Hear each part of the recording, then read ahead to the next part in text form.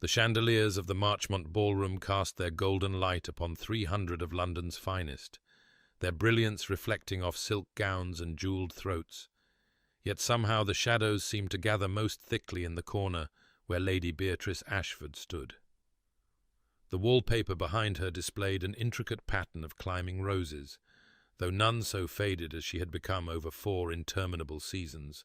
pressed against damask and plaster, while the dancers whirled past in configurations that never included her. She had learned to hold herself with a particular stillness, a quiet dignity that some mistook for pride, and others for simple dullness. Her gloved hands folded at her waist,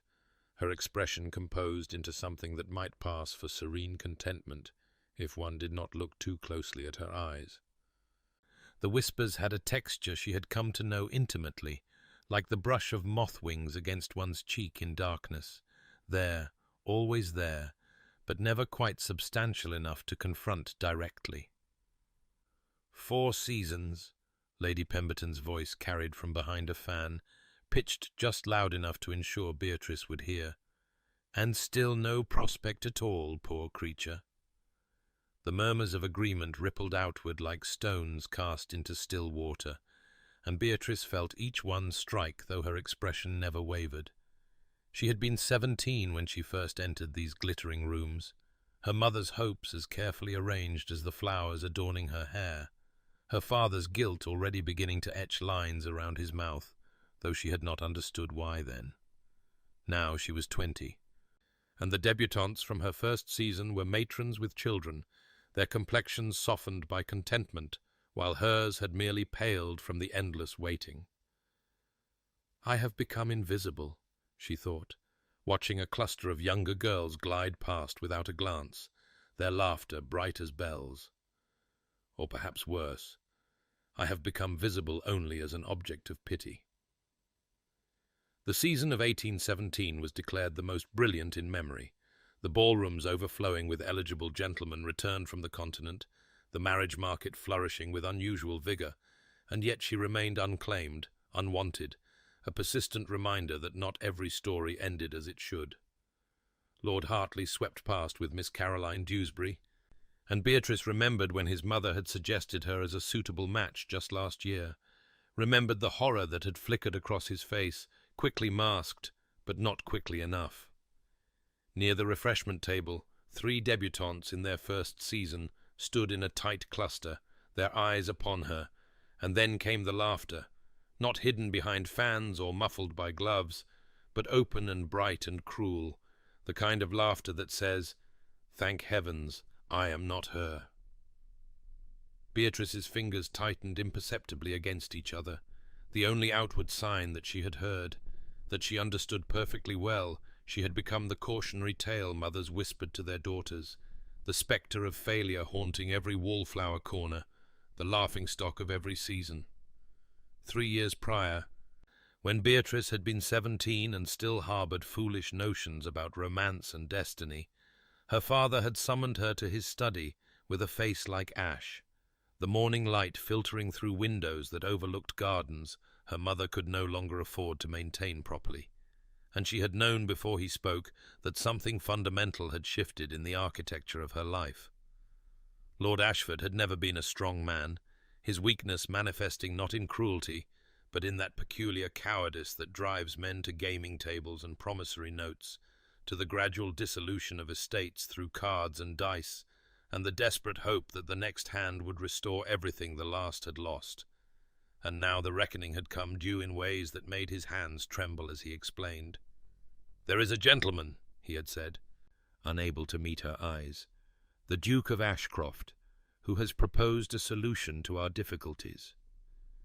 She had heard of Sebastian Thorne only in the way one hears of distant storms, through reputation and rumour, a man of 30 who moved through society like a shadow when he moved through it at all, his appearances so rare that his presence at any gathering occasioned immediate speculation, his origins mysterious despite his title. Some said his mother had been foreign, others whispered of scandal in his lineage, but all agreed he possessed a power that transcended mere wealth or position. The meeting had been arranged for that very afternoon, and Beatrice had entered the drawing-room to find him standing by the window, tall and dark-haired, with eyes that seemed to assess everything and reveal nothing. His bearing suggesting a man accustomed to command, yet somehow separate from the world he commanded. And when he had turned to face her, she had felt the peculiar sensation of being truly seen for the first time in her life. "Lady Beatrice," he had said, his voice carrying the cultured tones of Oxford and something else beneath, something harder. "I shall be direct, as our time is limited, and I have no patience for the usual social pleasantries. Your father owes debts that will destroy your family utterly unless they are resolved, and I am prepared to settle them in their entirety in exchange for a binding marriage contract between us." The words had fallen like stones into still water, and she had stood frozen while he continued, laying out terms that seemed drawn from Gothic novels rather than London drawing-rooms. They would sign a contract immediately, the marriage legally binding, but kept entirely secret for 3 years, while he attended to what he called affairs of state that require my complete attention and brook no distraction. And at the end of that period he would claim her publicly as his Duchess if she had honoured the secrecy absolutely. "I understand this is unconventional," he had said, and something in his expression had softened almost imperceptibly. "But I give you my word as a gentleman that in 3 years, when my affairs are settled, I shall claim you publicly, and you will want for nothing." She had looked at her father's desperate face, at her mother's worn gloves visible through the doorway, at the faded curtains that spoke of genteel poverty approaching, and she had said simply, "I accept," sealing her fate with 2 words, and watching Sebastian Thorne produce a marriage contract already prepared, already signed by witnesses she did not know, requiring only her signature to transform her from disappointed debutante to secret duchess, bound by law and honour to a man who promised everything and revealed nothing, who spoke of 3 years as though time itself would bend to his will, whose eyes held secrets she could not begin to fathom, as she took the pen and wrote her name in ink that dried black as a raven's wing. The double life Beatrice led had carved her into 2 distinct persons, each as real as the other, yet never quite reconciled. The first a figure of quiet endurance who stood against ballroom walls accepting the whispered assessments of her inadequacy with downcast eyes. The second a woman who twice each week slipped through the servants' entrance of a townhouse in Mayfair, where Sebastian Thorne awaited her with books selected for her particular interests and questions that suggested he had been thinking of her in the hours between their meetings. The arrangement had specified secrecy, but not separation, and so these clandestine evenings had become the punctuation marks in her otherwise monotonous existence, moments when she could shed the weight of public failure and exist simply as herself, though what herself meant had grown increasingly complicated as the months accumulated into years. On a Tuesday in late May, she arrived at his residence as dusk settled over London, the streets still warm with the day's heat, and was shown not to the formal drawing-room, but to a smaller dining-room, where candles cast soft light over a table set for 2, the informality of it striking her as almost domestic, almost like a real marriage rather than a contractual obligation. Sebastian rose when she entered, his movements carrying that particular grace she had learned to associate with him, a fluidity that suggested physical training beyond what most gentlemen possessed, and when he pulled out her chair she caught the scent of sandalwood and something sharper, ink perhaps, as though he had come directly from correspondence to dine with her. "I thought we might discuss the Minerva translation you mentioned last week," he said as the first course was served, his dark eyes meeting hers with what seemed like genuine interest, and she found herself relaxing incrementally, the tension she carried through every ballroom easing in this private space where no one observed or judged or found her wanting. They spoke of Marcus Aurelius and the Stoics, of translation philosophy, and whether meaning could truly survive the journey from one language to another, and Beatrice heard herself offering opinions she would never voice in society, arguments that would mark her as unfeminine and unsuitably intellectual. Yet Sebastian listened with an attention that felt like recognition, occasionally disagreeing with points that made her defend her position more vigorously, his rare smile appearing when she made a particularly clever connection. "He sees me," she thought, watching candlelight play across his features as he poured more wine. "Truly sees me in ways no one else does, and yet he maintains such careful distance, as though I am a puzzle to be studied rather than a wife to be cherished." When their hands accidentally brushed, reaching for the same book he had brought to illustrate a point, he withdrew immediately, that shuttered expression descending over his face like a curtain,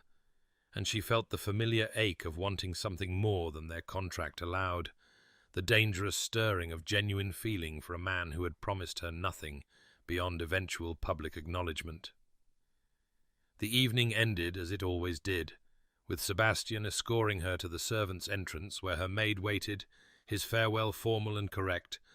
and Beatrice returned to her family's house carrying the knowledge that tomorrow she would again be the wallflower, the object of pity, while this version of herself, the one who debated philosophy with a duke in candlelight,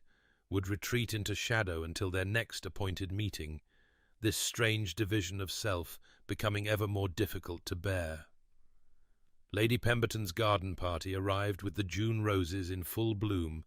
their cloying sweetness hanging heavy in the air as Beatrice stood beside the refreshment table, trying to make herself invisible,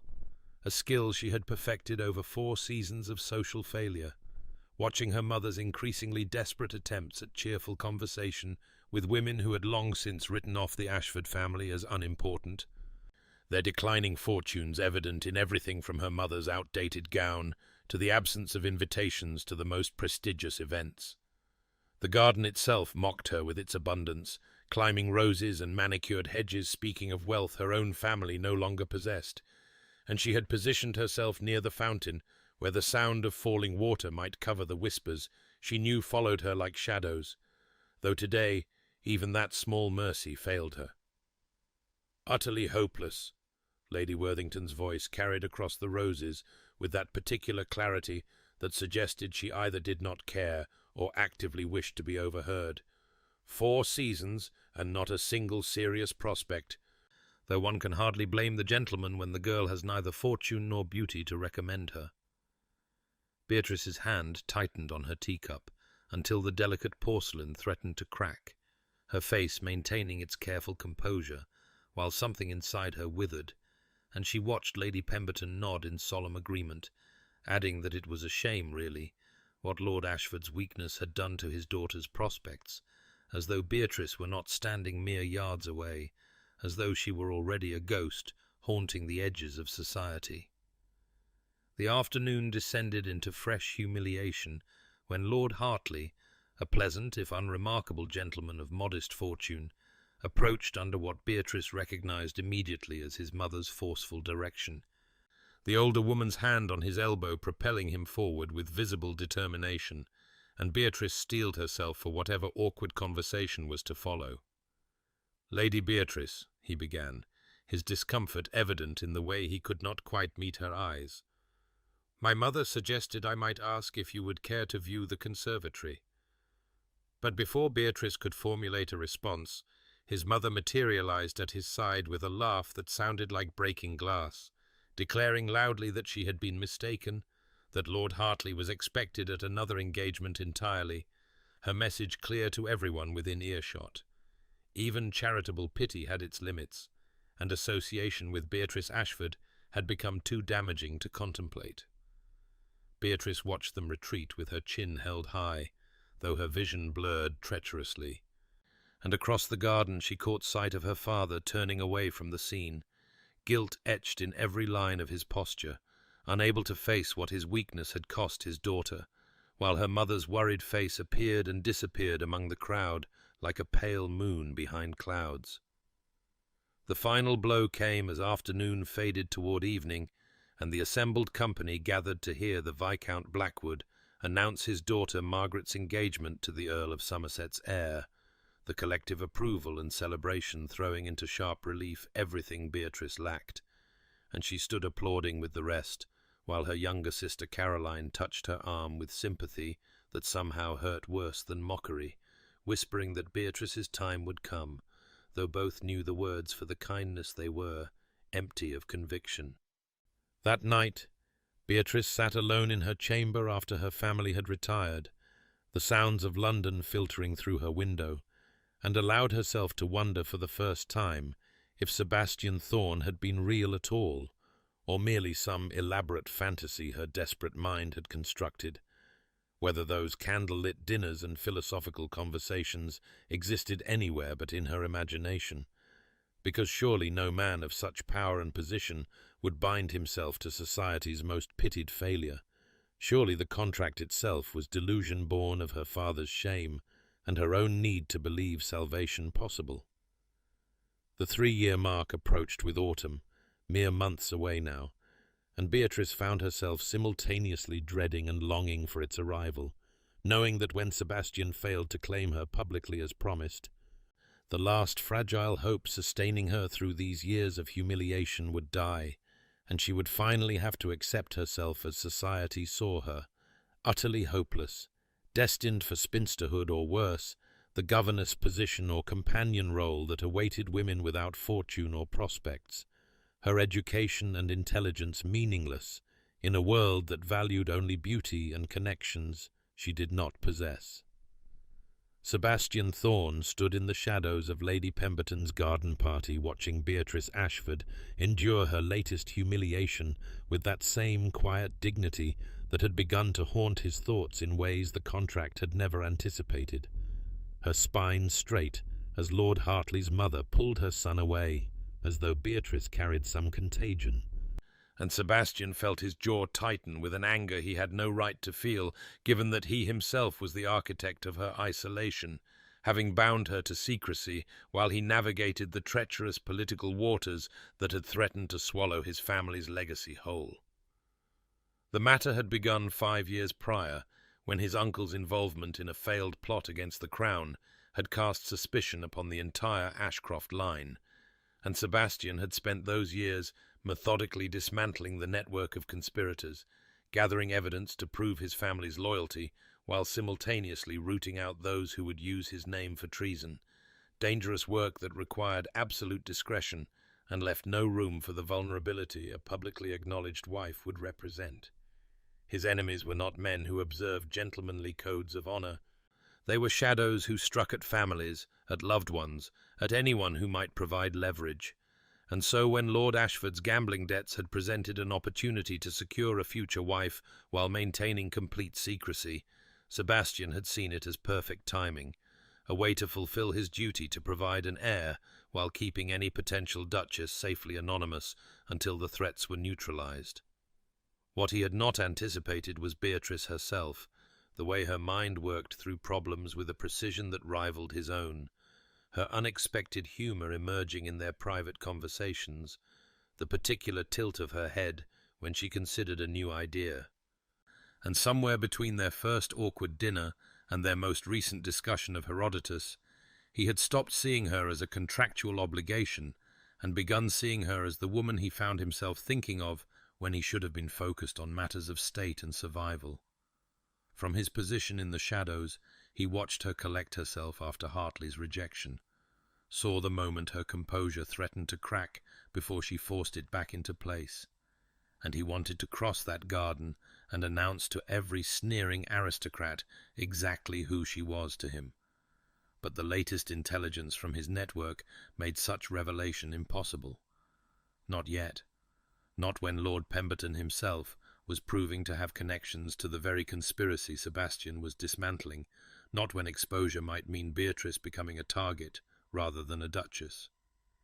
The investigation had reached its critical junction that very week, his agents closing in on the final proof needed to bring the conspiracy to light and clear the Ashcroft name completely. But the men involved were growing desperate, and desperate men were unpredictable, dangerous, capable of striking at anything Sebastian valued if they discovered what he valued most. He had 3 months remaining on the contract, 3 months until the promised public claiming,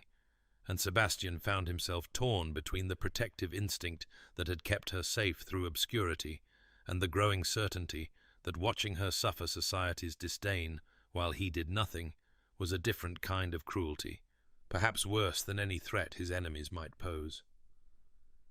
"Can I truly bring her into my world?" he wondered, watching Beatrice slip away from the garden party with her mother's worried face following her retreat.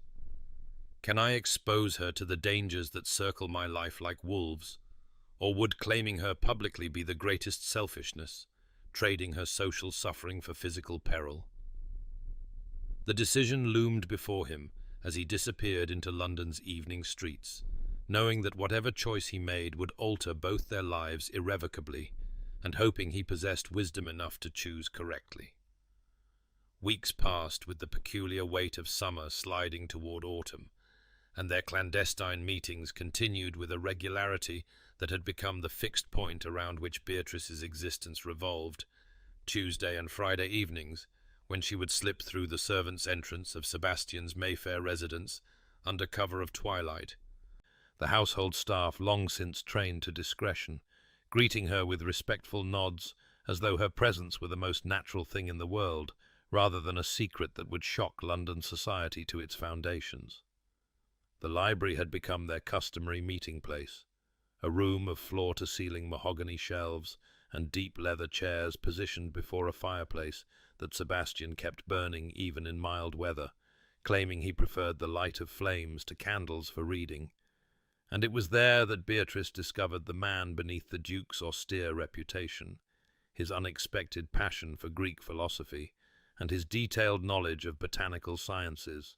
subjects he discussed with an enthusiasm that transformed his usually reserved features into something approaching warmth. One evening in late August, she arrived to find him already engrossed in a volume of Plutarch, his coat discarded over a chair, and his cravat loosened in a way that suggested he had forgotten the formality that governed his public existence. And when he looked up at her entrance, something flickered in his grey eyes that made her breath catch, a recognition that seemed to see past the wallflower society had labelled her, and into the woman she was when freed from their cruel assessment. "I have been thinking about our last discussion," he said, rising with that unconscious grace that marked his every movement, "regarding the nature of duty versus desire, and I find your argument more compelling upon reflection than I initially admitted." They fell into conversation as easily as breathing, debating whether Aristotle's conception of eudaimonia could be achieved through obligation alone or required elements of genuine choice. And Beatrice found herself arguing with a passion she never displayed in society's carefully monitored drawing rooms, her intelligence finally given space to unfold without fear of being labelled unfeminine or presumptuous. The hours dissolved around them until Sebastian's butler appeared with the discreet cough that indicated the lateness of the hour, and Beatrice realized with a start that they had been talking for nearly 4 hours. The fire burned low, and the candles guttering in their holders, time passing in that suspended way it did when one was wholly engaged with another mind. As Sebastian walked her to the servants' entrance, a ritual that had become their habit, his hand brushed against hers in the narrow corridor, and neither pulled away immediately, the contact lasting perhaps 3 seconds longer than propriety allowed, and Beatrice felt heat climb her neck at the intimacy of it, this small touch somehow more significant than any words they had exchanged. "Beatrice," he said softly, her Christian name still sounding strange in his formal mouth, "I want you to know that these evenings have become—" But whatever he intended to say was cut short by his own restraint, the contract's boundaries rising between them like a wall, and he stepped back with visible effort, his jaw tightening. She wanted to close the distance, to demand he finish the thought, to ask if he felt this growing connection that seemed to be weaving itself between them with every shared idea and lingering glance. But her own caution held her frozen, unwilling to risk the fragile hope beginning to take root in her chest. The moment passed, and she slipped out into the London night, carrying the ghost of his unfinished sentence, while beyond the walls of their secret meetings, her sister Caroline received her 3rd marriage proposal that week, and their mother fretted openly about what was to become of Beatrice, whose fourth season was drawing to its mortifying close with no prospects whatsoever, society's mockery growing bolder as her situation grew more desperate, though none of them knew that in the quiet sanctuary of Sebastian's library something was shifting between contractual obligation and genuine regard, slowly, cautiously, like spring flowers pushing through the last stubborn snow of winter. The September air carried the first whisper of autumn's approach, when Beatrice sat in her family's morning room, enduring what would prove to be the most excruciating conversation of her entire four-season ordeal. Lady Worthington's well-meaning but devastating suggestion hanging in the air like smoke that refused to dissipate. Her words precise and careful as she explained that her cousin's family in Yorkshire required a governess for their 3 daughters, and perhaps dear Beatrice might consider the position given her unfortunate circumstances, the implication clear that spinsterhood was no longer a distant possibility, but an approaching certainty that required practical planning. 1 month remained until the 3-year deadline Sebastian had promised, 1 month until he was supposed to claim her publicly, but sitting in that sun-filled room watching her mother's face crumple with resignation, Beatrice felt the foundation of her hope beginning to crack, because her mother was nodding,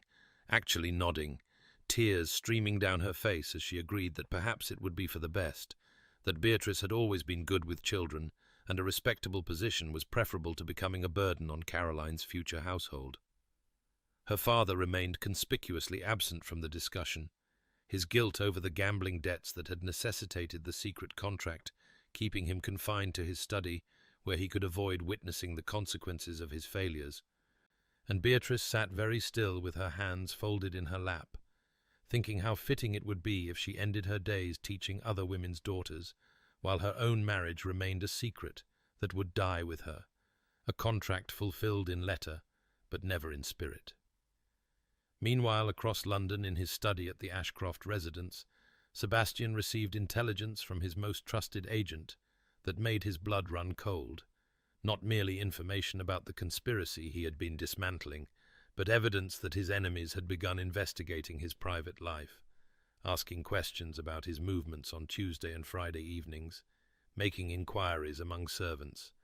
and the agent's final words carried a warning that could not be ignored, that any weakness Sebastian possessed would be discovered and exploited without mercy. The timing was catastrophic, because his network had also brought him news of the governess position, of Beatrice's mother weeping her agreement, of Lady Worthington's kindly meant assassination of whatever remained of Beatrice's social standing, and Sebastian found himself pacing his study like a caged wolf, trying to determine which danger was greater, the threat to Beatrice's life, if he claimed her now while his enemies circled, or the destruction of her spirit, if he allowed her to slip away into the anonymity of paid employment.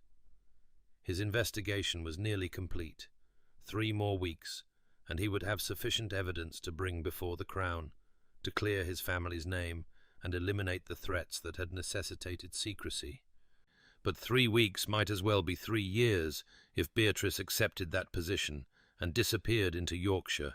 beyond his reach, beyond society's mockery perhaps, but also beyond any chance of the future he had begun to envision in those quiet evenings when her laughter filled his library and her mind challenged his assumptions about duty and desire.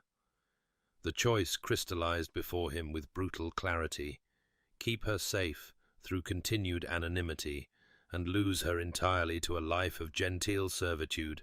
or risk everything by claiming her now, 1 month early, while his enemies still had power to strike, and the danger remained tangible and real. And Sebastian stood at his window watching London's streets fill with evening shadows, wondering if he possessed the courage to choose her happiness over her safety, or if he would prove himself a coward who hid behind noble justifications, while the woman he had come to need more than he had ever intended slipped through his fingers into a future that did not include him at all.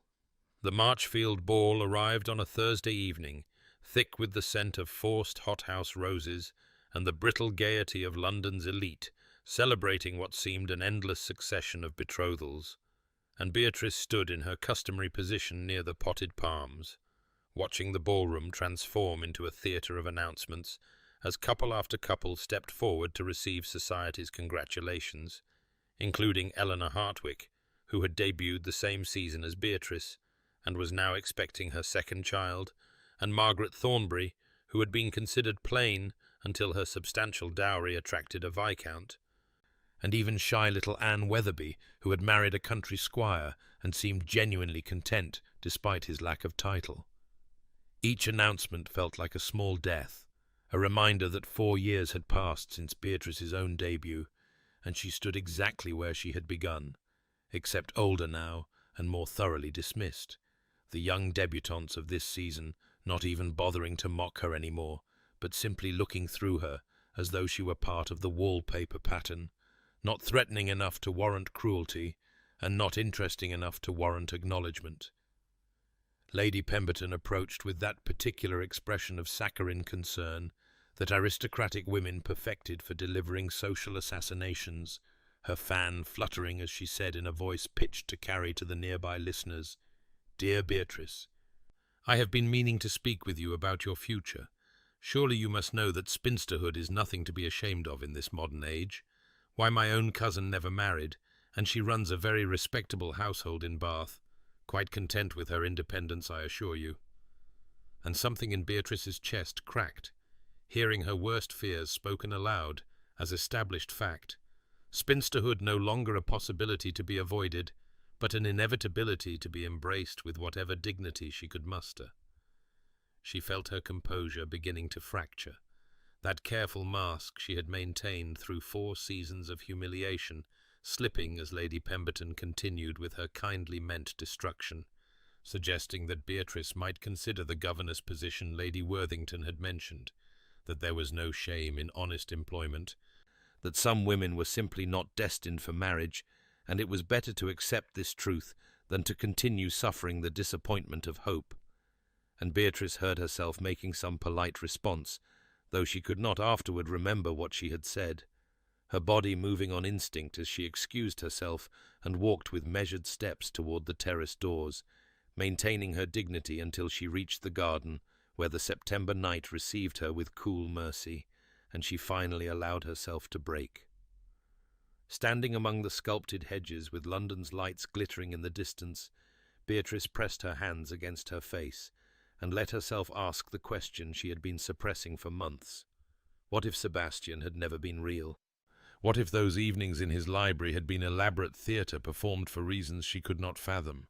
What if the contract itself was some cruel joke, and she had built her entire existence around a fantasy that would dissolve like morning mist, leaving her with nothing but 4 wasted years and a reputation for being too foolish even to recognize her own insignificance? But even as despair threatened to consume her entirely, something deeper rose up in resistance, a core of strength forged in those very years of mockery, and Beatrice straightened her spine and wiped her eyes, thinking that she would survive this, just as she had survived everything else, that with or without Sebastian's promised claim, she possessed value that society's shallow assessment could not diminish, that she would accept the governor's position if necessary, and build a life of purpose, even if it was not the life she had imagined. And she turned back toward the ballroom, carrying this hard-won resolution like armor against whatever further cruelties the evening might hold. Sebastian had been standing in the shadows of the Marchfield terrace when Beatrice fled Lady Pemberton's poisoned kindness, his presence at the ball unremarked, because he had perfected the art of observing without being observed, and he watched through the glass doors as she stood among the sculpted hedges, with her hands pressed to her face in a gesture of such profound despair that something fundamental shifted inside his chest. Not the dutiful concern of a man honoring a contract, but the visceral anguish of witnessing someone precious in pain. And in that crystallizing moment, Sebastian understood with perfect clarity that what he felt for Beatrice Ashford had long since transcended obligation into territory far more dangerous and infinitely more necessary. The realization should not have surprised him, because looking back, he could identify the precise moment his careful detachment had begun to crumble. 3 months passed, when she had stayed late after one of their Tuesday meetings and encountered his elderly butler Hendricks struggling with the silver service, his arthritic hands making the simple task nearly impossible, and instead of pretending not to notice as any proper lady might have done, Beatrice had moved to help him with such natural grace that the old man's dignity remained intact, speaking to him about her own grandmother's difficulties with similar tasks and asking his advice on remedies as though seeking wisdom rather than offering charity. And Sebastian had watched from the doorway thinking that he had never seen kindness executed with such intelligence, such profound respect for another person's humanity regardless of their station. That memory rose now with devastating force as he watched her straighten her spine in the garden and turn back toward the ballroom, carrying whatever fragile resolution she had forged in her moment of breaking. And Sebastian felt the careful architecture of his planning collapse, because what did his investigation matter? What did his enemy's threats signify? What value did his own safety possess if it meant allowing this woman to slip away into a life of genteel servitude because he had been too cautious to claim her when it mattered most? The choice that had tormented him for weeks suddenly became simple. Her happiness mattered more than his security. Her future mattered more than his strategic positioning. Her right to be recognized and honored mattered more than every political calculation he had made over the past 3 years. And Sebastian turned from the terrace with his decision made and his course set, regardless of consequences. He would announce their betrothal at the Hastings ball in 2 days' time, 1 month before the contract's expiration, while his investigation remained incomplete and his enemies still circled. Because keeping Beatrice safe through obscurity had proven impossible when society itself had become her tormentor, and if danger came for them both, then they would face it together rather than separately, as husband and wife rather than as parties to a secret contract that had outlived whatever limited purpose it had once served. The preparation began immediately, with messages sent to his solicitor and his man of business, with instructions delivered to his household staff and his tailor,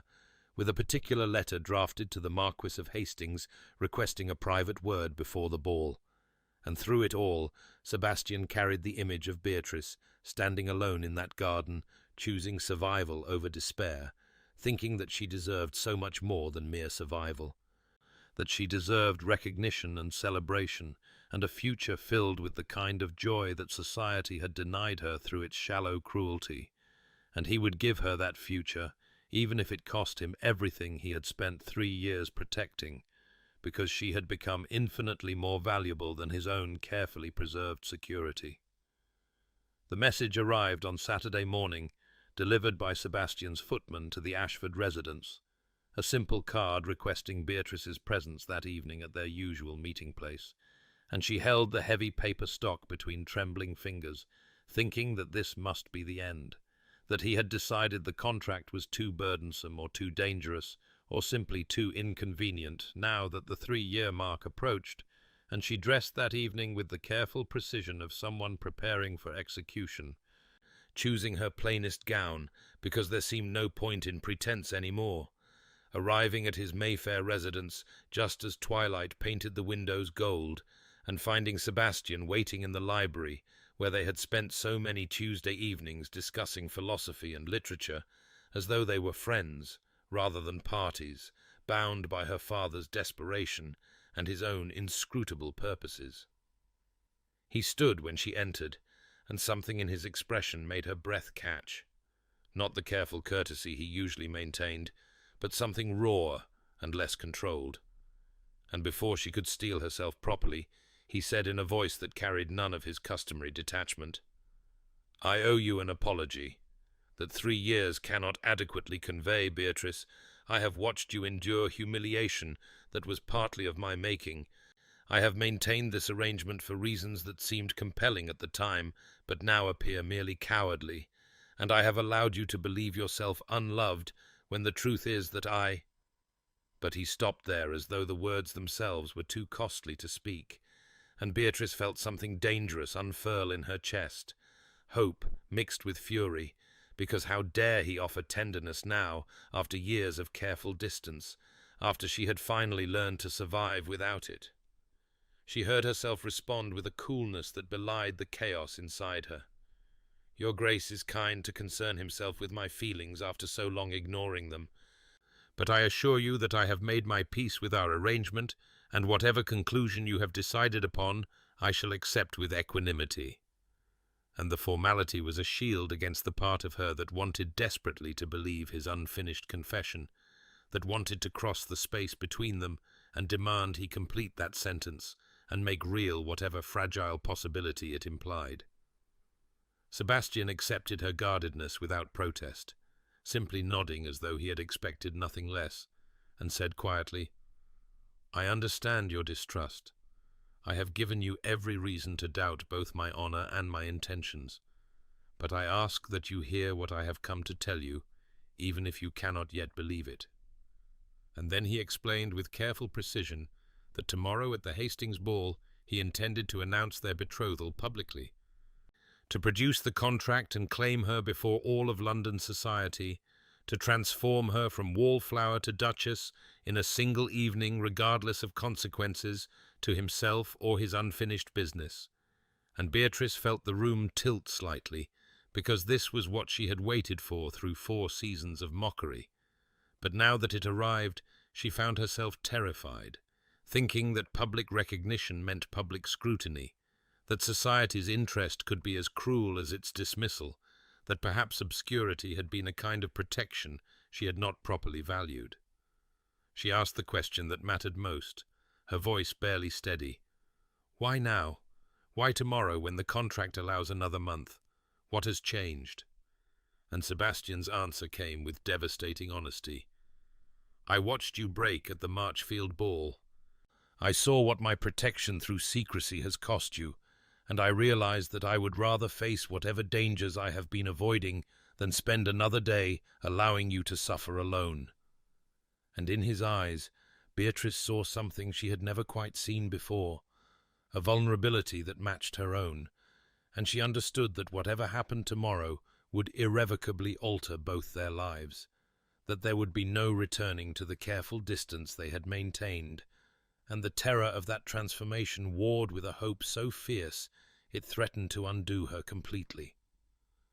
The Hastings ballroom blazed with such extravagant illumination that evening that the 1,000 candles in their crystal chandeliers seemed to multiply through the gilt-edged mirrors lining the walls until the entire space existed in a state of almost supernatural brightness.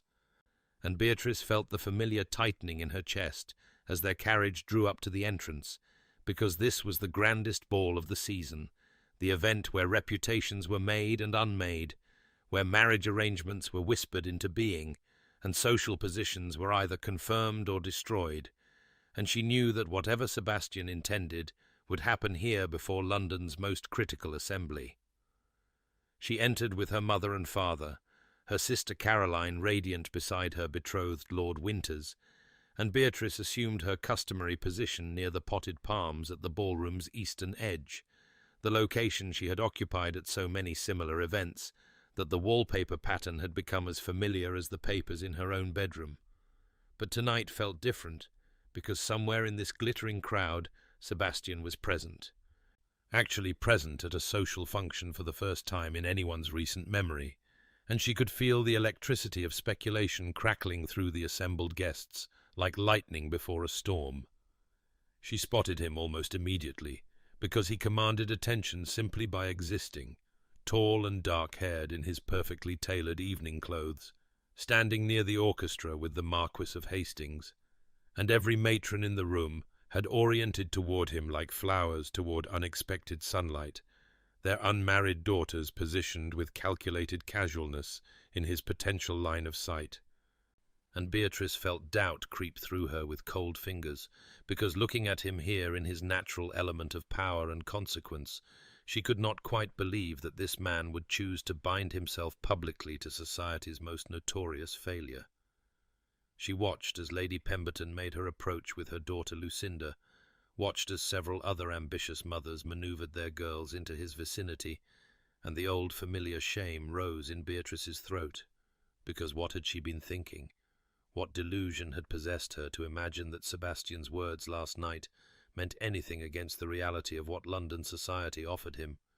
Beautiful, accomplished girls with impeccable lineages and unquestionable prospects, when she stood here against the wallpaper where she had always stood,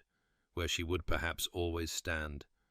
remarkable only for her complete unremarkability. His eyes found hers across the crowded ballroom, and something in his expression made her breath stop, an intensity of focus that seemed to acknowledge her alone among the hundreds of people pressing for his attention. But perhaps she was imagining it. Perhaps she was seeing what she desperately wanted to see, rather than what truly existed. And she pressed herself deeper into the shadows, thinking that when this evening ended and his promised announcement failed to materialize, she would need to find the strength to continue, to survive not just society's mockery, but the far more devastating pain of her own extinguished hope. Sebastian's movement through the crowded ballroom carried the deliberate quality of a man who had made an irrevocable decision and would not be deterred from its execution, and Beatrice watched with mounting disbelief as he excused himself from the cluster of admirers surrounding him, stepped away from Lady Pemberton's transparently positioned daughter, and began walking with unmistakable purpose directly toward the eastern wall, where she stood half-concealed behind the potted palms, and the whispers started immediately because everyone could see the direction of his approach, and everyone knew that nothing of significance existed in that corner, except the wallflower, who had occupied it for 4 interminable seasons. The crowd parted for him automatically, as crowds always parted for men of his rank and consequence, and Beatrice felt her heart hammering against her ribs with such violence that she thought surely everyone must hear it, thought that perhaps she should flee before he reached her, and whatever humiliation this moment contained could unfold. But her feet seemed rooted to the floor, and her eyes locked on his approaching figure, with the helpless fascination of someone watching their entire world transform before them. And she registered with some distant part of her mind that the orchestra had faltered slightly, that conversation throughout the ballroom had dropped to urgent whispers, that every eye had turned to witness the Duke of Ashcroft walking with clear intention towards society's most notable failure. He stopped directly before her, and the whispers swelled into something louder. Speculation crackling through the assembly like wildfire, and Beatrice saw Lady Pemberton's face drain of colour in her peripheral vision, saw her own mother's expression shift from confusion to dawning hope, saw Caroline grip Lord Winter's arm with white-knuckled intensity, and then Sebastian was bowing before her with the formal precision required by society's strictest protocols, his dark eyes never leaving hers, and she watched as though from a great distance as he extended his gloved hand toward her in unmistakable invitation. His voice when he spoke carried clearly enough that the nearest observers could hear every word, and he said with a formality that somehow conveyed intimacy, "My lady, would you honor me with this dance?" And the phrasing was traditional, but the context was revolutionary, because dukes did not request dances from wallflowers, did not single out unremarkable girls for public attention, did not extend their hands with such obvious intent to women whom society had collectively dismissed as beneath notice. Beatrice's hand trembled visibly as she raised it to accept his, her glove pale against his darker one, and she heard her own voice answer with a steadiness that surprised her. "The honor would be mine, your grace." And the moment her fingers touched his palm, she felt the solid reality of him, the warmth of his hand even through their gloves, and understood that this was truly happening, that whatever safety obscurity had provided was about to be stripped away forever, that she was stepping from shadow into light, and there would be no returning to the comfortable anonymity of wallpaper and dismissal. He drew her forward with gentle pressure, and she moved with him onto the dance floor where couples were forming for the next set, and she registered through the roaring in her ears that it was a waltz, the most intimate of dances, the one that required close contact and sustained connection. And as Sebastian's hand settled at her waist, and his other hand enclosed hers with careful firmness, she looked up into his face and saw there something that made her breath catch, a tenderness mixed with determination, a claiming that went beyond mere social performance, and she understood that whatever happened next would alter the fundamental truth of her existence as surely as spring alters winter, and she was terrified and exhilarated in equal measure as the music began. The waltz began, and Beatrice discovered that all their clandestine meetings in his private residence had prepared her body for this moment, even as her mind reeled with the impossibility of it, because Sebastian led with such natural authority that her feet followed his without conscious thought, their movements synchronizing with the easy grace of partners who had danced together 1,000 times before, though this was their first public performance, and she felt the solid warmth of his hand at her waist through the silk of her gown, felt the pressure of his fingers intertwined with hers, felt the shocking intimacy of being held by him before hundreds of watching eyes after years of carefully maintained distance whenever they might be observed. He drew her closer than strict propriety required, and she allowed it because denying him anything in this moment felt impossible, and she was aware with every fibre of her being that they were being scrutinized by everyone in the ballroom, that Lady Pemberton's face had gone from pale to crimson, that her mother had pressed a handkerchief to her lips, that Caroline was gripping the Marquis's arm with obvious amazement, but Sebastian's dark eyes held hers with such intensity that the watching crowd seemed to fade into insignificance, seemed to become merely backdrop to this singular moment of transformation. "You are trembling," he murmured, his voice low enough that only she could hear beneath the swelling music, and she managed a shaky breath before responding, "I am terrified that I shall wake and find this is merely another dream, another delusion born of desperate hoping." And she saw something flicker in his expression, pain perhaps, or regret, before he said with quiet firmness, "This is no dream, Beatrice.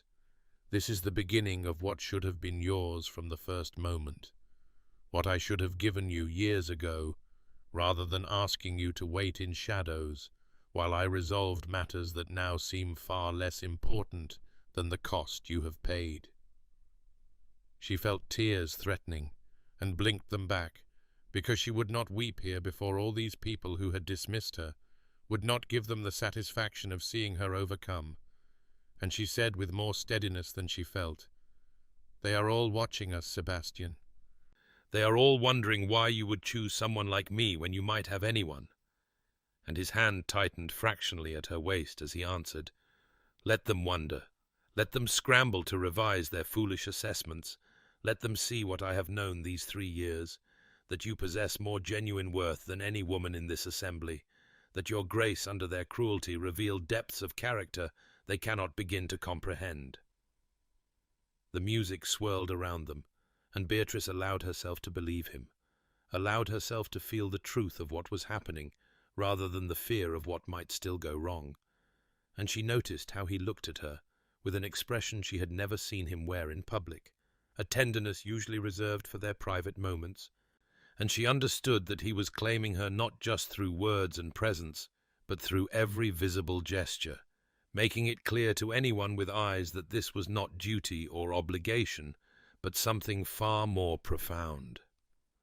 The waltz reached its crescendo, and Sebastian guided her through a final turn, and as the music ended, he did not immediately release her as protocol demanded, but rather kept his hand at her waist a moment longer, his other hand holding hers with gentle possession, and he looked at her with such open affection that she heard gasps from the nearest observers, because this was not how dukes regarded contractual obligations. This was how men looked at women they genuinely treasured, and when he finally stepped back and bowed, she curtsied automatically, while her heart hammered with the knowledge that whatever came next, this moment had been witnessed by everyone who mattered in London society, and there could be no taking it back. Sebastian escorted her from the dance floor with his hand resting possessively at the small of her back, a gesture that did not escape the notice of anyone present. And before Beatrice could fully process what was happening, he guided her toward where Lord and Lady Hastings stood near the orchestra dais, and she watched with mounting astonishment as he leaned close to their host, and murmured something that caused Lord Hastings' eyebrows to rise nearly to his hairline,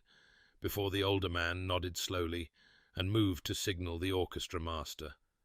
And within moments the music ceased mid-phrase, and an expectant hush fell over the assembly as Lord Hastings raised his hand for attention, his voice carrying across the suddenly silent ballroom as he announced, "His Grace, the Duke of Ashcroft, has requested a moment of the company's attention for a matter of some importance." And Beatrice felt her knees weaken as Sebastian stepped forward onto the dais while keeping her hand firmly clasped in his, bringing her with him into full view of every person in that glittering assembly. The silence was absolute and suffocating as Sebastian surveyed the crowd with the commanding presence that had made him one of the most powerful men in England, and Beatrice could feel hundreds of eyes upon her, could see her mother's face pale with confusion and hope, could see Lady Pemberton's expression of dawning horror, could see Caroline clutching Lord Winter's arm with white-knuckled intensity, and then Sebastian's voice rang out clear and authoritative across the ballroom as he said, "I stand before you this evening to correct a misapprehension that has persisted far too long, and to claim publicly what has been mine by right and contract these 3 years past." And the collective intake of breath from the assembled guests was audible even over the hammering of Beatrice's heart. Sebastian drew from his coat a folded document sealed with his ducal crest, and held it aloft so that all could see before continuing. "Lady Beatrice Ashford has been my intended bride since the spring of 1814,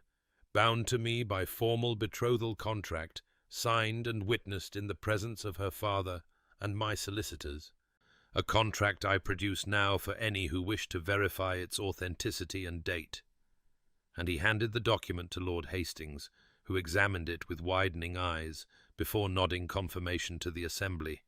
and the whispers that had begun started to swell into something louder, speculation and shock rippling through the crowd like a stone thrown into still water. Sebastian's hand tightened around Beatrice's as he continued, his voice cutting through the rising murmur with absolute authority. "The betrothal was kept confidential at my insistence due to certain family matters that required resolution before I could properly claim my bride and provide her the security and position she deserves. Matters which have now been satisfactorily concluded." And Beatrice understood that he was giving them a reason for the secrecy that protected her family's dignity,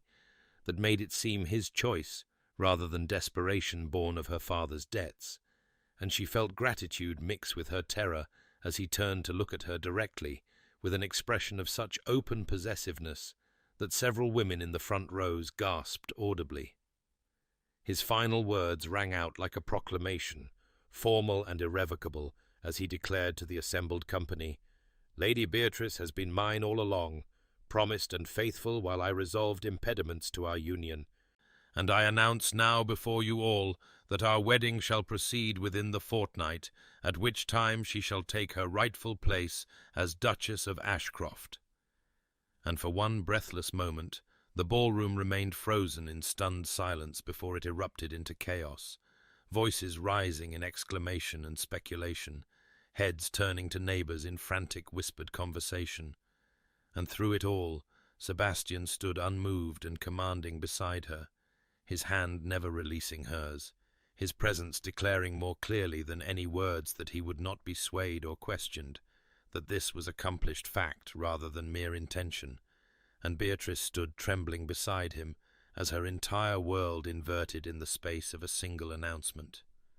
The chaos that followed Sebastian's announcement seemed to happen both instantaneously and in slow motion, as though Beatrice were observing the scene from a great distance while simultaneously being crushed by its immediacy, and she watched with numb amazement as Lady Pemberton herself pushed through the crowd toward them, her expression transformed from its earlier contempt into something so obsequious it bordered on grotesque. And the woman who had suggested not 3 hours earlier that Beatrice accept her inevitable spinsterhood now grasped her hands with trembling fingers and exclaimed in a voice dripping with false warmth, "My dear Lady Beatrice, what wonderful news! I have always thought you possessed such quiet elegance." such understated grace that clearly his grace recognized even if others were too blind to see. And Beatrice felt Sebastian's hand tighten protectively at her waist as she responded with perfect composure and unmistakable coolness. "How kind of you to say so, Lady Pemberton, though I confess I do not recall you expressing such sentiments during our previous encounters." And she watched the older woman's face flush crimson before she stammered some excuse and retreated into the pressing crowd. Others surged forward with similar desperation, women who had cut her direct in hallways, now claiming long-standing admiration, gentlemen who had looked through her as though she were furniture, now bowing with exaggerated deference, and Miss Hartley, whose brother had rejected even the suggestion of Beatrice's name just weeks earlier, appeared at her elbow with tears in her eyes, claiming they had always been such dear friends, such close companions. And did Beatrice remember that lovely afternoon they had spent together, though Beatrice had no memory whatsoever of any such occasion, and said so with perfect politeness that nonetheless left Miss Hartley pale and stammering. Through it all Sebastian remained at her side like a wall of granite, his presence alone enough to prevent anyone from pressing too close or becoming too familiar. And when Lord Winters approached with Caroline clutching his arm, her sister's face wet with tears of joy, Beatrice felt her composure crack slightly as Caroline embraced her and whispered, "I knew there must be some explanation. I knew you could not be as alone as you seemed." And Beatrice held her sister close while her own tears threatened, because Caroline had been kind even when kindness seemed foolish, had defended her even when defense seemed futile, and now at least one person's faith had been vindicated. Her mother appeared moments later, supported by her father, whose face bore an expression of such profound relief that Beatrice understood how heavily the secret had weighed upon him, how much he had suffered watching her endure society's cruelty, while unable to reveal the truth that would have ended it. And when her mother embraced her, she was weeping so profoundly that she could not speak, could only hold Beatrice close and stroke her hair as though she were a child again. And Beatrice felt years of tension between them dissolve in that moment, because her mother had not known, had genuinely believed her daughter destined for spinsterhood, and had grieved for it, and now discovered that grief had been unnecessary all along. Sebastian leaned close and murmured against her ear, "There is a private withdrawing room beyond the second corridor. Shall we claim a moment's peace?" And Beatrice nodded gratefully, because the press of bodies and voices was becoming overwhelming, the sudden reversal too much to process amid such chaos, and he guided her through the crowd with firm authority, his hand never leaving her waist, his expression discouraging anyone from attempting to delay their departure, and she was dimly aware of eyes following them, of whispers erupting in their wake, of the fundamental shift that had occurred in how society perceived her, but none of it felt entirely real, felt instead like something happening to someone else while she watched from behind glass. And when Sebastian finally closed the withdrawing room door behind them, shutting out the noise and spectacle, Beatrice found herself trembling so violently that her teeth chattered, and she sank onto the velvet settee while Sebastian knelt before her and took her cold hands in his warm ones, and for the first time since the announcement, she allowed herself to truly feel the enormity of what had just transpired. The silence in the withdrawing room felt sacred after the chaos of the ballroom, broken only by Beatrice's ragged breathing and the distant strains of music that had resumed beyond the closed door, and Sebastian remained kneeling before her while she struggled to compose herself, his hands warm and steady around her trembling fingers as he waited with the patience that had always characterized their private interactions, so different from the commanding authority he displayed to the world. And finally she found her voice, though it emerged as barely more than a whisper as she said, "I do not know how to reconcile these 3 years, Sebastian. I do not know how to simply accept that what was hidden is now revealed, and that all shall be well." And she watched his expression shift from concern to something deeper, something that looked almost like pain as he absorbed her words. He did not offer immediate reassurance or empty promises, but instead rose from his kneeling position and sat beside her on the settee, maintaining hold of one of her hands while giving her space to breathe. And when he spoke, his voice carried a weight of honesty she had rarely heard from him, as he said, "I do not expect you to simply accept it, Beatrice. I do not expect years of hurt to dissolve because I have finally done what I should have done far sooner." And she turned to look at him fully, seeing in his face an openness that the secrecy had never permitted, a vulnerability that moved something in her chest, even as her wounds remained tender. He continued, choosing his words with obvious care. "The secrecy was necessary, though that does not make it just. There were threats to my family line that required resolution, political entanglements that could have destroyed us both had our connection been known. Enemies who would have used you against me without hesitation." And she listened as he explained in terms he had never used before about attempts on his life,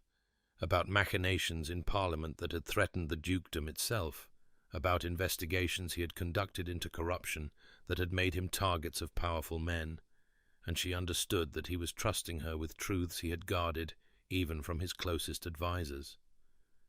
When he finished, she sat in silence for a long moment, processing these revelations alongside everything else. And then she asked the question that had lived in her heart for months, the question that terrified her even as she forced herself to speak it aloud.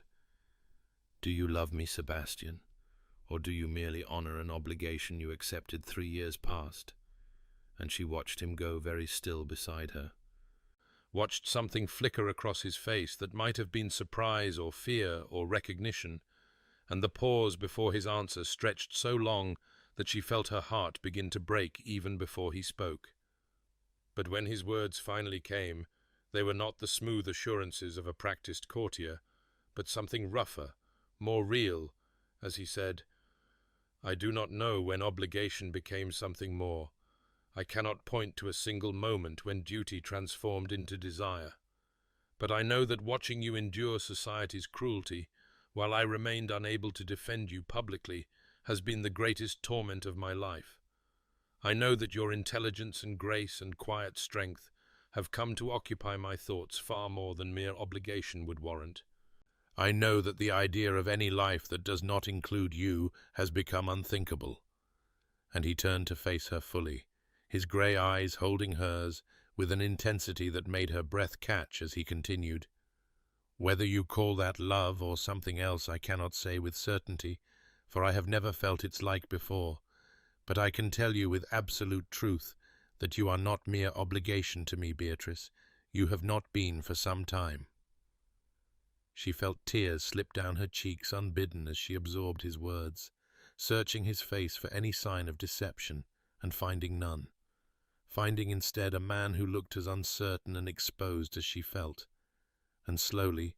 tentatively, she lifted her free hand to touch his face, her fingers trembling as they traced the sharp line of his jaw, and she whispered, "Then perhaps we might begin again. Not as contract and obligation, but as two people attempting to build something real." And when he leaned into her touch and closed his eyes, she saw in that gesture the beginning of genuine intimacy that went beyond anything their arrangement had permitted, and for the first time since his announcement, she allowed herself to feel hope.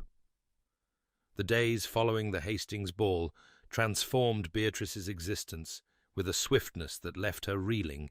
as invitations that had never before borne her name now arrived in such abundance that her mother wept while sorting through them, and Lady Pemberton herself called at their residence to extend a personal invitation to an intimate dinner party,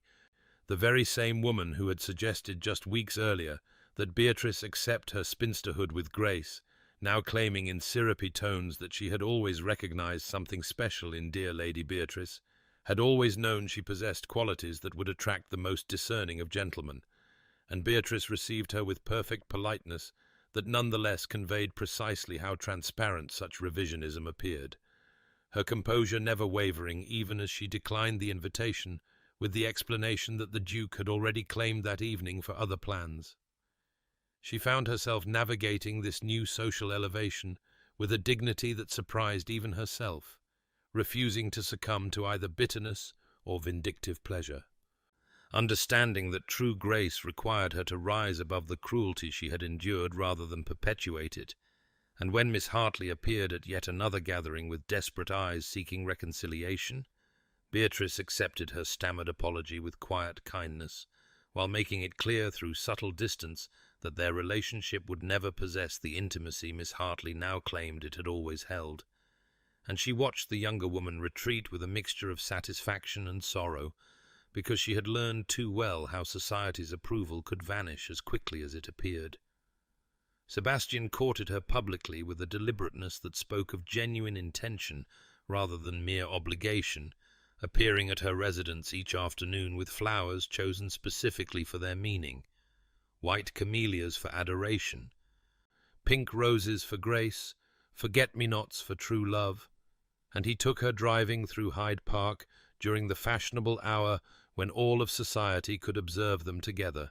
his attention focused entirely upon her as though the watching crowds did not exist, and she found herself slowly believing that his declaration in the withdrawing room had been genuine, that the man beside her truly cared for her beyond the contract that had bound them. The evenings brought invitations to operas and theatre performances, and Sebastian secured boxes where they could be seen by everyone, while maintaining enough privacy for genuine conversation. And Beatrice discovered that he possessed a dry wit she had only glimpsed during their secret meetings, a humour that emerged more freely now that secrecy no longer constrained them.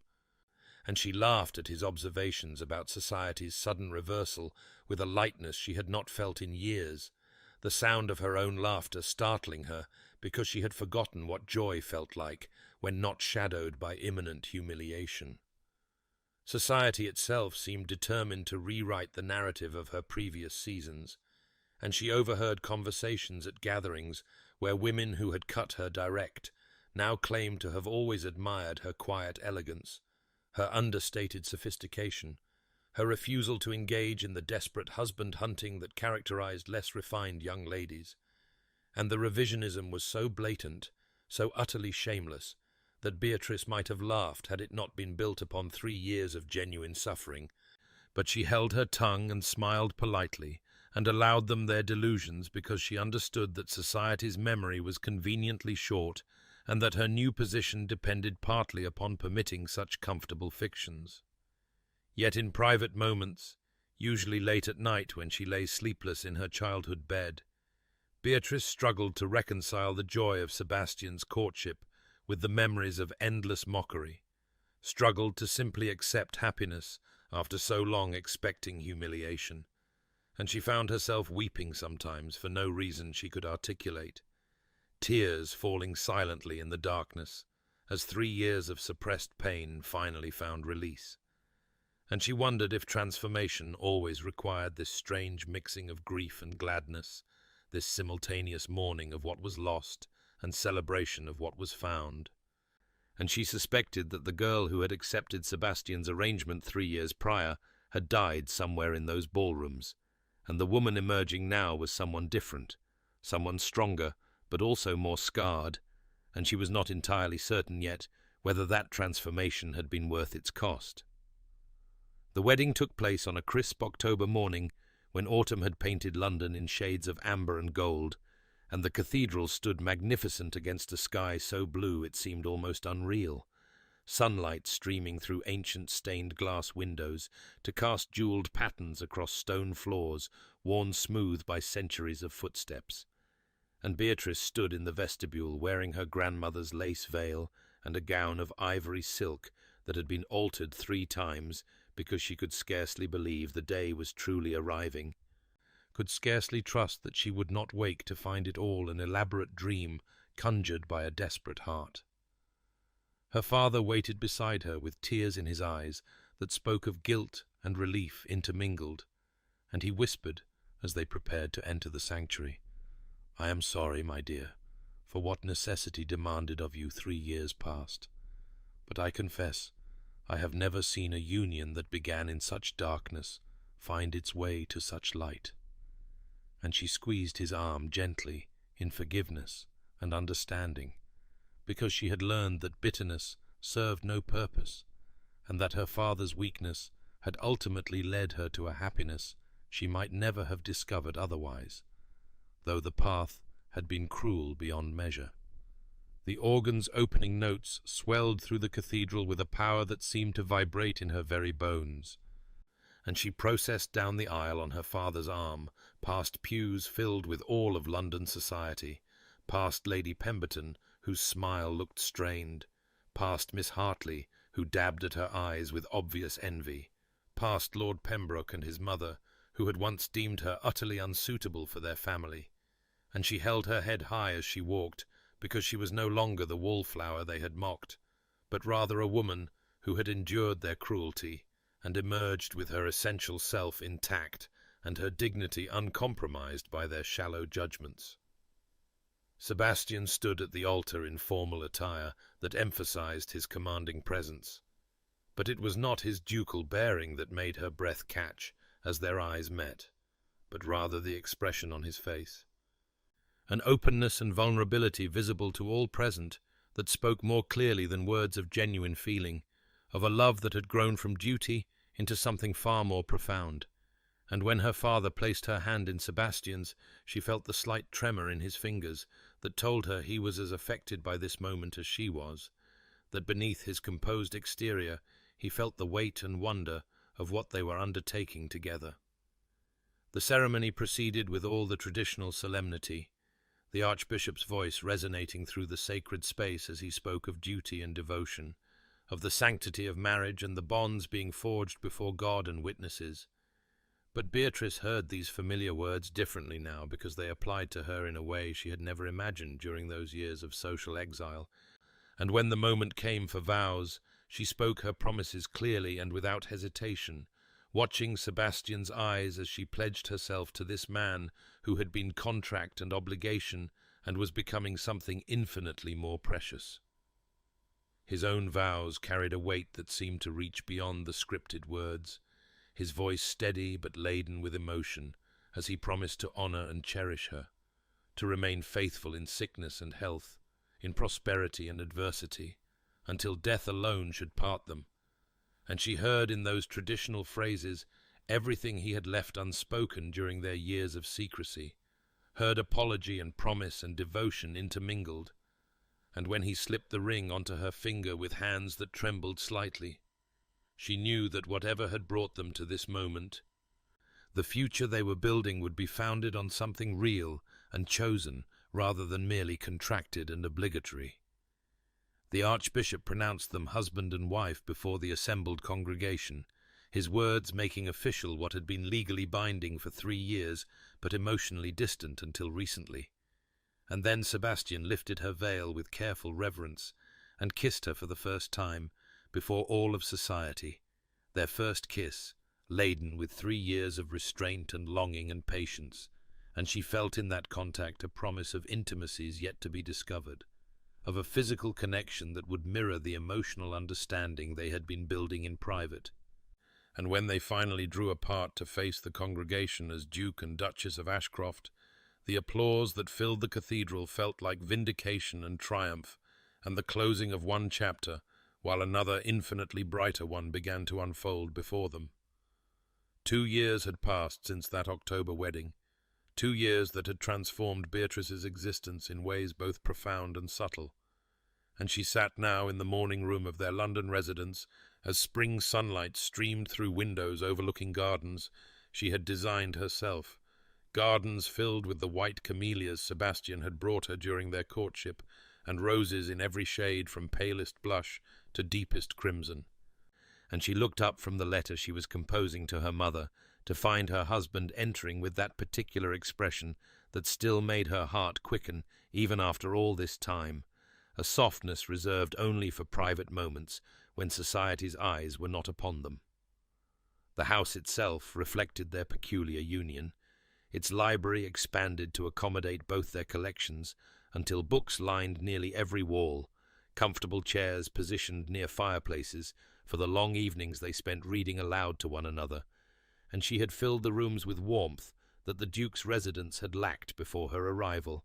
bringing light and life to spaces that had been merely grand but never truly welcoming. and Sebastian had confessed just last week that he had not understood what a home could be until she had created one within these walls that had previously served only as a place to conduct business and maintain appearances. He crossed to her now with the easy familiarity of genuine partnership, dropping a kiss on her forehead before settling in the chair beside hers, and she marveled still at how natural such gestures had become, how the contract that had bound them in cold obligation had transformed into something warmer and infinitely more precious, and when he reached for her hand, she gave it freely, their fingers intertwining with the unconscious ease of long practice. "You are well this morning?" he asked, his eyes dropping to where her other hand rested on the slight swell of her abdomen. Barely visible yet beneath the flowing lines of her morning dress, but unmistakable to anyone who knew to look, and she smiled with a contentment that would have seemed impossible during those years of social exile, those endless seasons when she had believed herself destined for spinsterhood and quiet despair. "Quite well," she assured him, watching the concern in his expression ease into something approaching joy, because they had waited for this moment with patience born of understanding that their union required time to heal from its unusual beginning before bringing new life into its midst.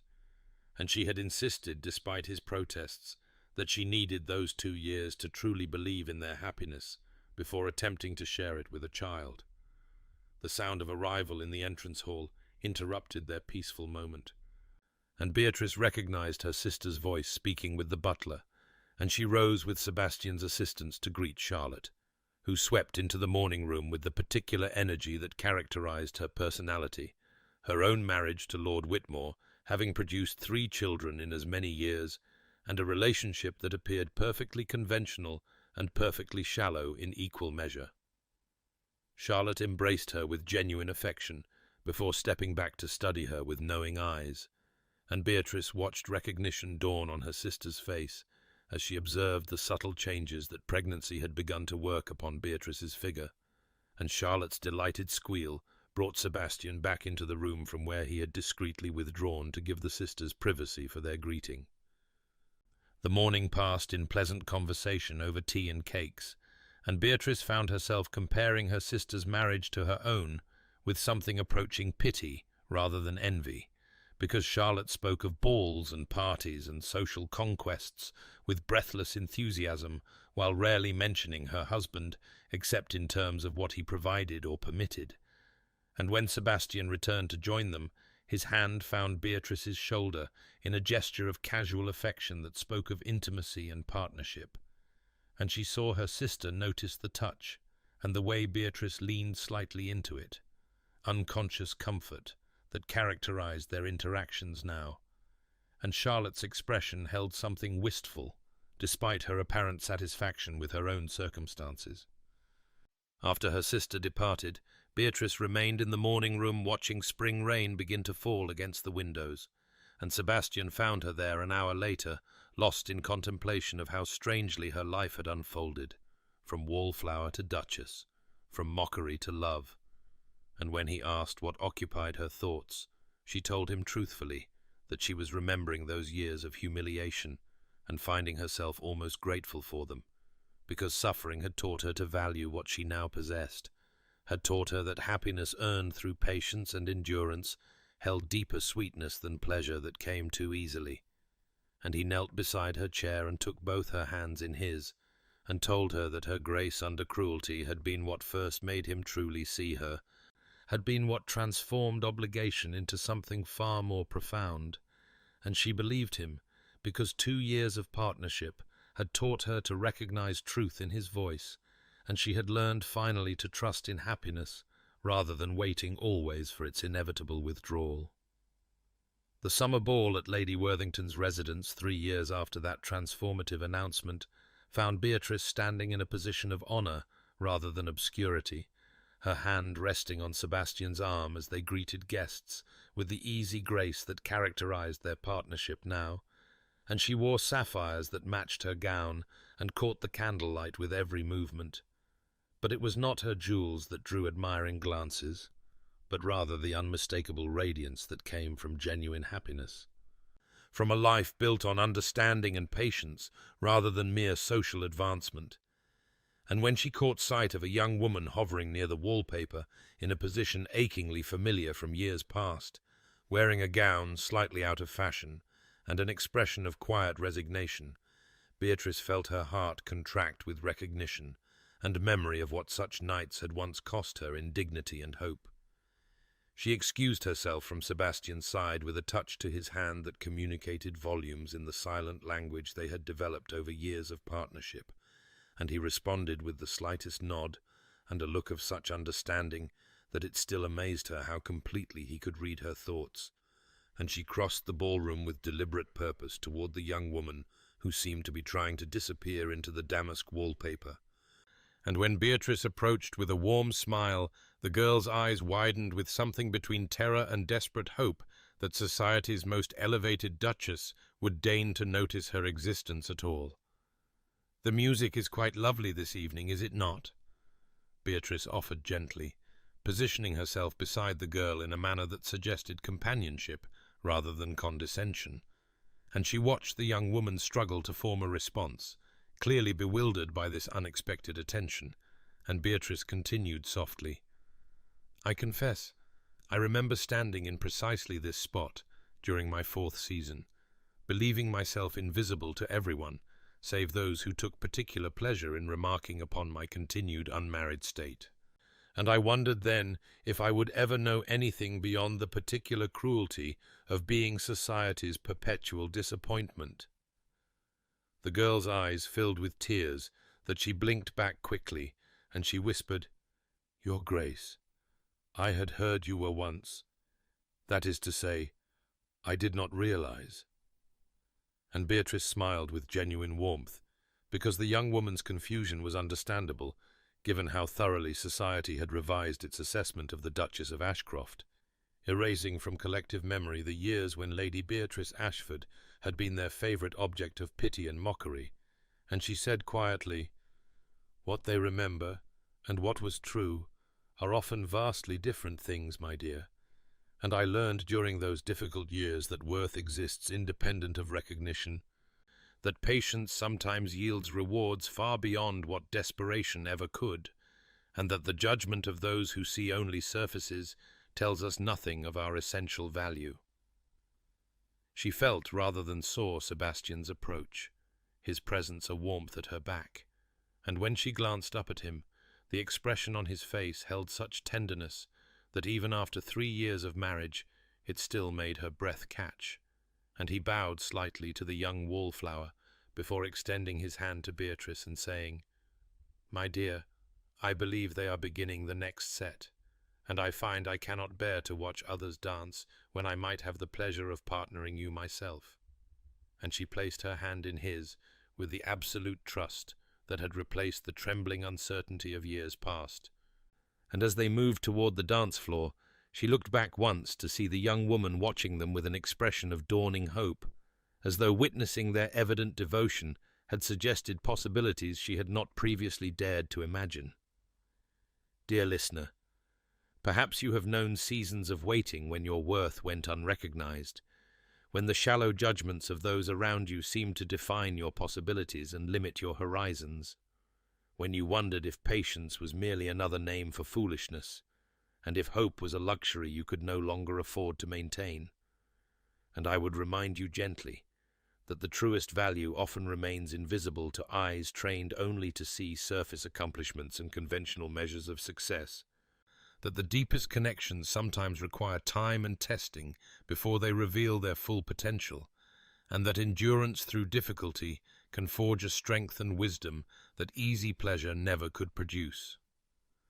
The world may tell you that happiness delayed is happiness denied, that worth unrecognized is worth non-existent, but I have learned through years of testing that patient cultivation of genuine understanding yields harvests far richer than hasty grasping after shallow approval, that the love built slowly through accumulated moments of true seeing holds depths that instant attraction can never plumb, and that the person who values you in private while the world remains blind may prove more precious than 1,000 who celebrate you only when celebration becomes fashionable. So if you find yourself standing against the wallpaper of your own particular season, overlooked and underestimated, know that your story is not yet complete, that hidden worth has its own timeline for revelation, and that the patience to endure until recognition arrives, or the strength to thrive without it, are both forms of quiet courage that deserve honoring.